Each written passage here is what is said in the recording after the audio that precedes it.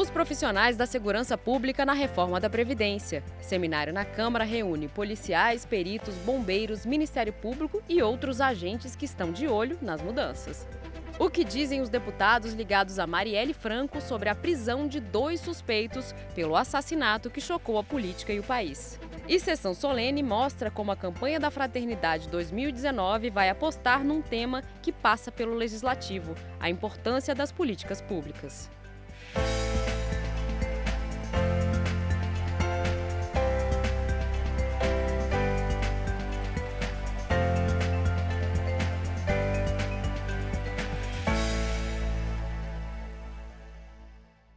O tema da reforma da Previdência movimenta um seminário aqui na Câmara. Diversas categorias que trabalham com segurança pública discutem efeitos e alternativas.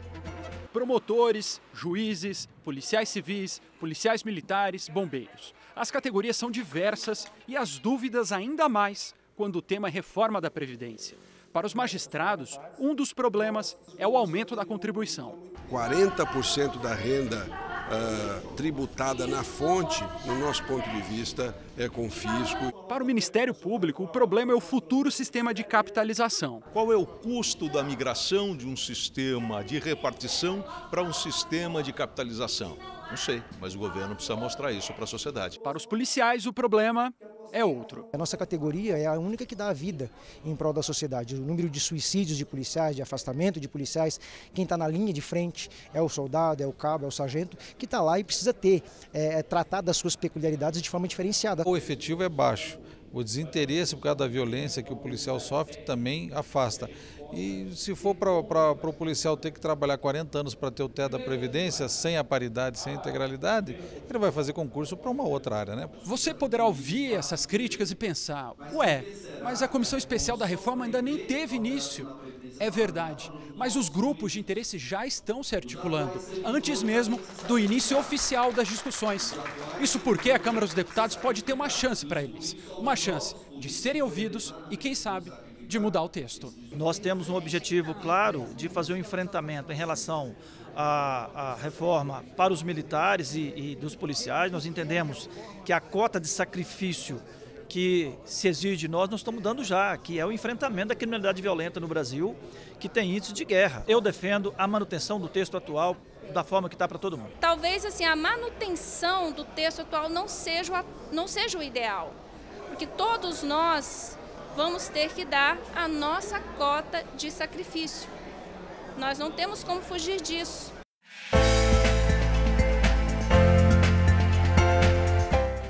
A prisão de 2 suspeitos pelo assassinato de Marielle Franco repercute entre os deputados, especialmente no PSOL, partido da vereadora assassinada no Rio de Janeiro em março do ano passado. Marielle Franco foi executada a tiros dentro de um carro após sair de um evento na capital carioca no dia 14 de março de 2018. Na ação, o motorista da vereadora, Anderson Gomes, também foi atingido e morreu no local. No Rio de Janeiro, Marielle lutava pelos direitos das minorias e da população das favelas.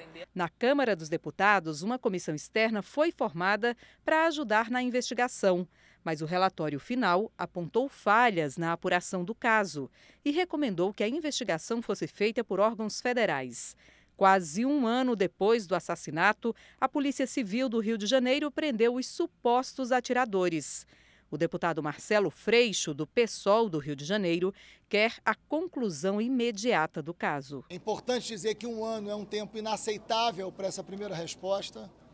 É inaceitável essa demora, não há justificativa para que quase um ano depois, só agora, a gente tenha a informação de quem executou. Mas que bom que essa informação chegou. A gente espera que ela seja acompanhada de provas contundentes, me parece que elas existem. Quem matou Marielle não foi apenas quem apertou o gatilho. Quem matou Marielle foi quem planejou a sua morte, foi quem desejou a sua morte, foi quem contratou. Cabe à Polícia Civil, em um prazo imediato, dizer pra gente quem é o mandante.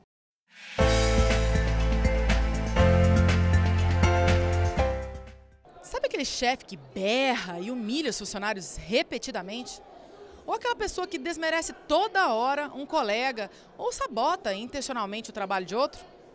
Hoje não existe crime previsto em lei para enquadrar esse tipo de situação.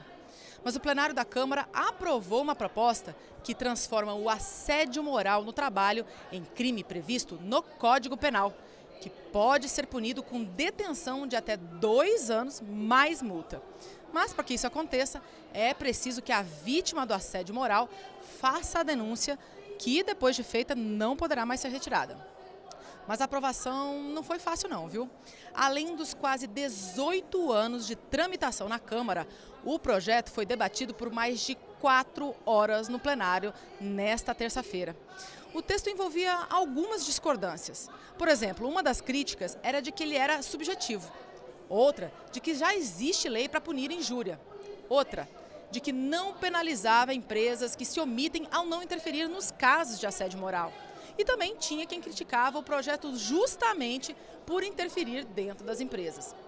Bom, apesar das polêmicas, no fim, a proposta foi aprovada e agora segue para a avaliação do Senado.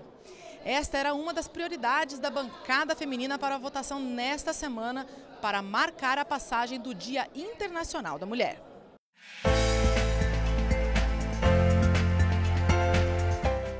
O presidente Rodrigo Maia anuncia que a Câmara vai acionar o Supremo Tribunal Federal contra o fundo que a Operação Lava Jato pretende criar com o dinheiro recuperado nas investigações.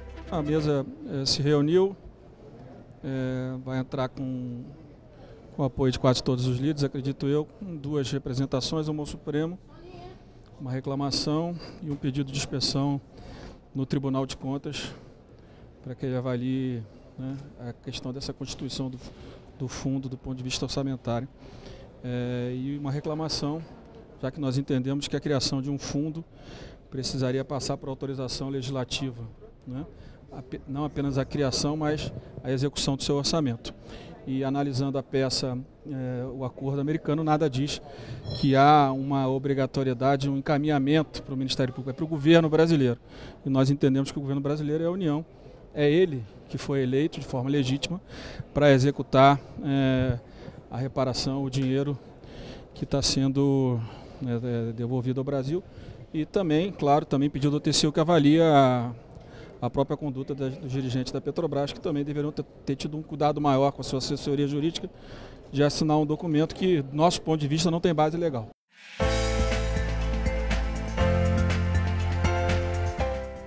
Municípios que têm usinas hidrelétricas em seus territórios se juntam para defender propostas comuns.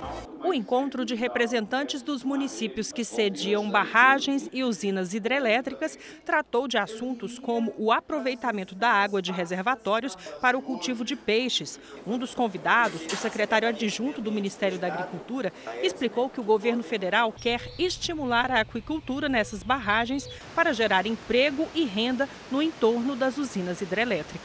Nós fizemos um levantamento em torno de 73 usinas hidrelétricas, o HS, como chamamos, tem um potencial de produção de quase 4 milhões de toneladas, o que nos daria uma multiplicação de 5 vezes a atual produção de aquicultura hoje, né, no Brasil. De olho nas propostas do governo e em projetos de lei de interesse dos municípios que sediam as barragens e usinas, o encontro na Câmara pediu a recriação da Frente Parlamentar para facilitar a votação de propostas que tramitam na Câmara e no Senado.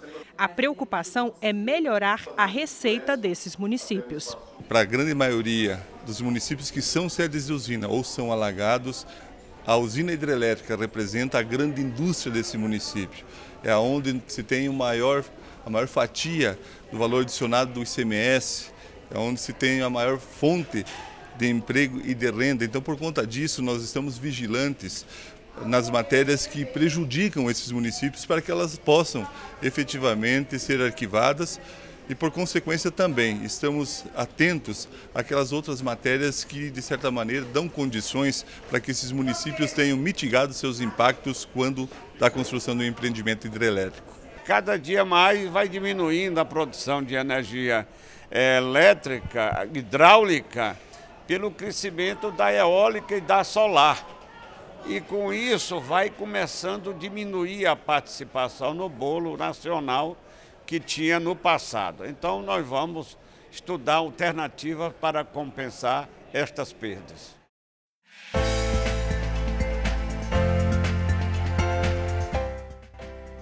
Avança o processo para a volta ao trabalho das comissões permanentes da Câmara. Líderes se reuniram para tratar do comando dos colegiados. Os líderes partidários se reuniram nesta terça-feira para decidir quais legendas terão a prerrogativa de indicar os presidentes das comissões temáticas da Câmara, que serão instaladas nesta quarta-feira à noite e na quinta pela manhã. Os dois maiores partidos da casa, PT e PSL, vão comandar 3 comissões cada um. O PT ficou com a Comissão de Cultura, a de Direitos Humanos e a de Legislação Participativa. Já o PSL vai comandar as comissões de Fiscalização Financeira e Controle, a de Relações Exteriores e Defesa Nacional e também aquela que é considerada a comissão mais importante da casa, a CCJ, que é por onde vai se iniciar o trâmite da reforma da Previdência. O Francisquini me parece que consolidou o nome dele e agora com a pergunta que eu fiz agora na sessão, não podendo ter candidatos avulsos, é o nome do PSL. Nós só queremos aguardar para ver se não existe alguma dissidência dentro do partido. Nós queremos costurar em respeito aos 55 parlamentares, considerando que é possível uma candidatura avulsa e havia uma fumaça nesse sentido. Nós queremos só trabalhar como bombeiros e apagar essa fumaça. Esperamos conseguir derrotar o governo já na CCJ. Se for pela bancada do PT, essa proposta de PEC ela não deve nem ser recebida, porque ela é claramente inconstitucional. Ela colide com a Constituição Federal, a admissibilidade dela deve ser negada. E é com essa disposição que a nossa bancada vai participar do debate na CCJ. Veja agora os temas que devem mobilizar a Comissão de Desenvolvimento Econômico este ano. Discutir as relações econômicas do Brasil com outros países, além de monitorar a política e atividade industrial, comercial e agrícola, estão entre as principais funções da Comissão de Desenvolvimento Econômico, Indústria, Comércio e Serviço. Também é papel da comissão contribuir para o debate de outras comissões da Câmara, dando uma visão do impacto das propostas nas empresas, em especial nas pequenas e microempresas. Temas como legislação ambiental, trabalhista e previdenciária integram a lista de assuntos prioritários da comissão.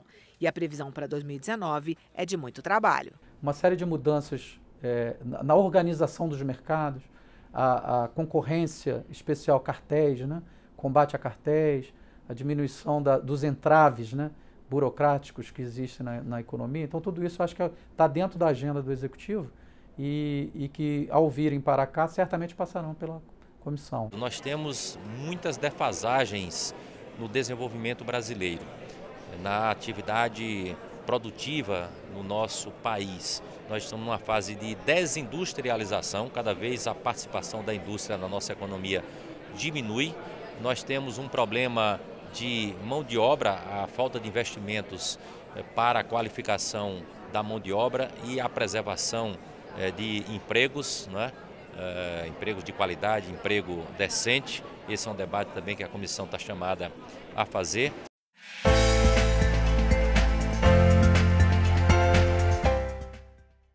Nesta terça, a comissão externa que acompanha o caso da barragem que se rompeu em Brumadinho ouviu especialistas em seguro ambiental. Num desastre como o rompimento da barragem da mina Córrego do Feijão em Brumadinho, Minas Gerais, qual o preço do prejuízo ao meio ambiente, ao patrimônio e ao bem-estar das pessoas que moravam nos locais atingidos? E o mais delicado, como estimar o valor em dinheiro que pode ajudar a reconstruir as vidas das centenas de famílias que tiveram pessoas mortas na tragédia? Essas questões foram discutidas na audiência pública da comissão externa que debate o rompimento da barragem, mantida pela empresa Vale. Entre os mais de 100 projetos de lei que estão sendo analisados na Câmara para atualizar as medidas de segurança para barragens de rejeitos, 22 sugerem a contratação de seguros. Mas o especialista no setor adverte que essa pode não ser a melhor solução para todos os casos. A intenção de trabalhar com modelos de seguros para instituir garantias de reparação de danos, seja às vítimas, seja ao meio ambiente, é sensacional. Agora, existem algumas questões técnicas que têm que ser superadas. Seguro é um instrumento econômico, é um instrumento de mercado e ele só é disponibilizado quando ele é economicamente viável. O representante do Ministério Público Federal tratou especificamente sobre a necessidade de medidas de prevenção para evitar novas tragédias. Esse cuidado tem que vir desde a idealização de qualquer empreendimento, ainda mais um empreendimento assim, sensível e com tanto potencial de poluição como de mineração. É importante que sempre haja essa aferição, entendeu? De todos os eventuais danos, do que pode impactar a natureza, de como, quais as cautelas que tem que ser tomada previamente, entendeu, para que evitar que, entendeu, mesmo acontecendo um sinistro, que ele não seja de uma gravidade, de tal gravidade, entendeu, tão grave. O presidente da comissão externa afirmou que serão realizadas audiências até o final do mês para embasar projetos de lei que melhorem a segurança das barragens de rejeitos. Temos mais 5 audiências públicas, ouvindo outros especialistas, inclusive especialistas internacionais, em relação ao sistema de monitoramento. Depois de ouvir todos, que vai terminar no dia 27 de março, nós estaremos apresentando 8 projetos de leis, que estará apensando mais de 110 projetos que estão tramitando na Câmara dos Deputados, e aí tem uma nova legislação brasileira que não seja leniente e não permita que nunca mais tragédias e crimes como este aconteçam no Brasil.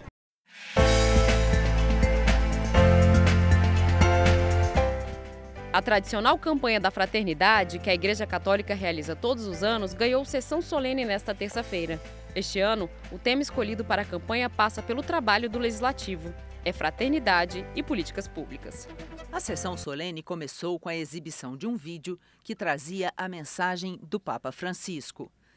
Coinvolgersi nella politica é um obbligo para um cristiano. A Conferência Nacional dos Bispos do Brasil recebeu 98 sugestões de temas para a campanha da fraternidade deste ano. Dioceses regionais e órgãos governamentais, como Polícia Rodoviária Federal e Ministério do Trabalho, enviaram ideias. 7 foram selecionadas e, depois de um amplo debate, venceu o tema Fraternidade e Políticas Públicas. A fraternidade e a sororidade que fazem com que nos vejamos a todos e todas como irmãos e irmãs, devem fomentar solidariedade, justiça e liberdade no cotidiano de ações em favor do próximo, sobretudo os que mais necessitam e têm dificuldades de agir sozinhos. Os mais pobres, as crianças e os jovens. O deputado Diego Garcia, um dos autores do pedido para a realização da sessão solene, acredita que os parlamentares devem mudar a pergunta que fazem antes de aprovar um determinado projeto. Uma das perguntas que sempre fazemos é: qual é o impacto econômico dessa medida? No entanto, acredito que precisamos mudar o paradigma para uma perspectiva da família, de modo que os formuladores de políticas passem a se perguntar: qual é o impacto dessa política para as nossas famílias? Sejamos coerentes, não só divulguemos a campanha da fraternidade, mas façamos do nosso voto, da nossa ação, algo de concreto de acordo com os ensinamentos colocados aqui.